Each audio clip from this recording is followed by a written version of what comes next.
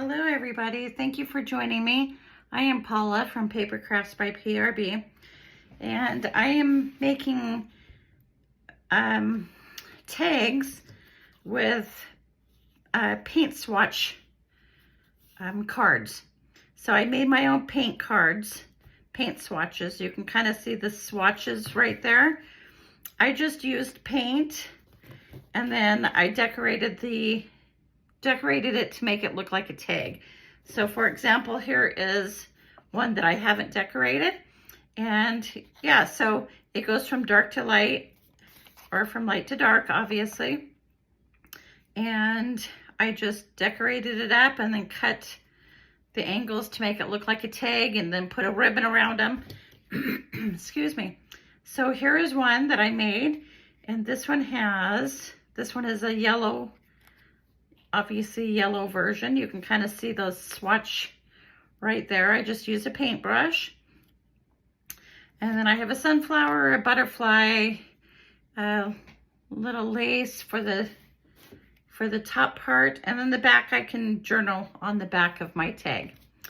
Okay, so here's another one. Here's a brown one.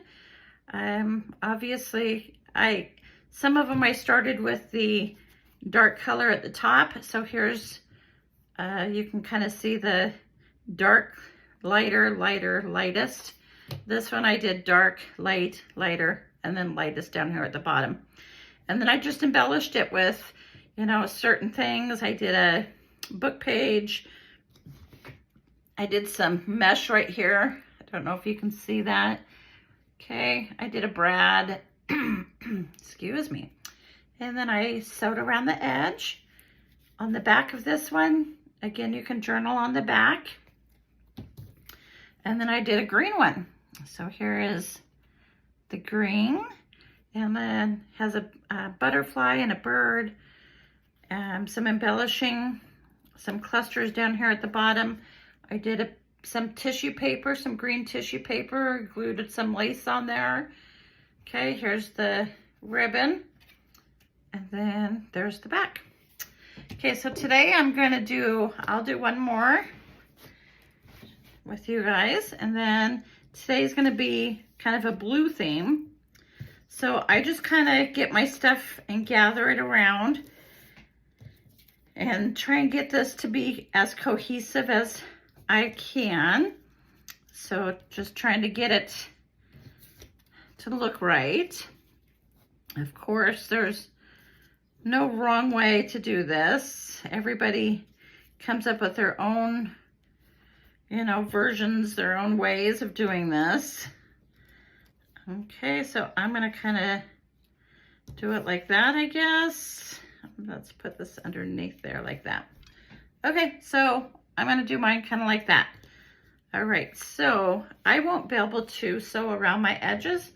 I know I've mentioned this in prior videos. My sewing machine is downstairs and all my recording stuff is upstairs. Here someday soon I might bring my sewing machine upstairs, but yeah, I'm not sure. Okay, so I'm just gonna start gluing this on here. So if something is on the side here, then I just cut that off, okay? Okay, so I got that. And then next I'm gonna do the flower. Again, this is fairly self-explanatory. I just like the idea of the color swatch, the paint swatch. Mine obviously is a faux paint swatch. Mine measured 2.5 by 6.5. And okay, there we go. I'm gonna put the bird on there. Like I said, I don't know if it should go with the dark, with this dark up at the top, or if the dark goes at the bottom. I don't think it matters, but you give me your input. What do you think? Should the dark go at the top, or should the dark go at the bottom? I made, one with the dark at the top. I kind of switched mine around. So this one, the dark was at the top. This one, the dark was at the bottom.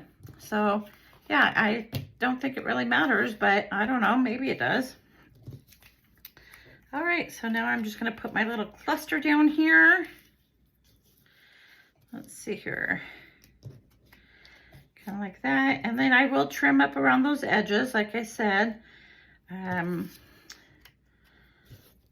If anything goes over the edge of the color, the paint swatch, then I just kind of trim that off a little bit. Okay, I'm gonna do that. Actually, I kind of want that showing a little bit more. There we go. Maybe I should have put the bird up a little bit higher. All right. We're gonna do this. Put that there. Okay, and then from here, I just, like I said, I'm gonna cut around those edges. So let me do that. Now the back of this one, I don't have it coffee dyed, but you know, I could just, I'll show you what I could do just to not make it so white. When I ink around the edges, I could just, you know, kind of go like this. That would be easy enough. Okay.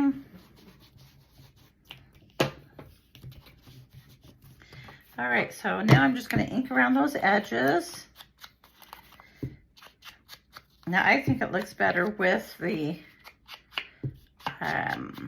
stitching, but that's okay. A lot of people don't have sewing machines, or they don't want to use it with their paper, so not everything has to be sewn. Okay, so there, that looks better on the back. Now it's not so stark white. Okay, now all I'm gonna do is I'm gonna make this look into a tag by cutting off these corners. Okay, let's go like that. Okay, and then I am gonna put a notch right here with my crocodile. Or not a notch, a hole. Okay, and then I have some string to put in there. All right, just some blue and white baker's twine.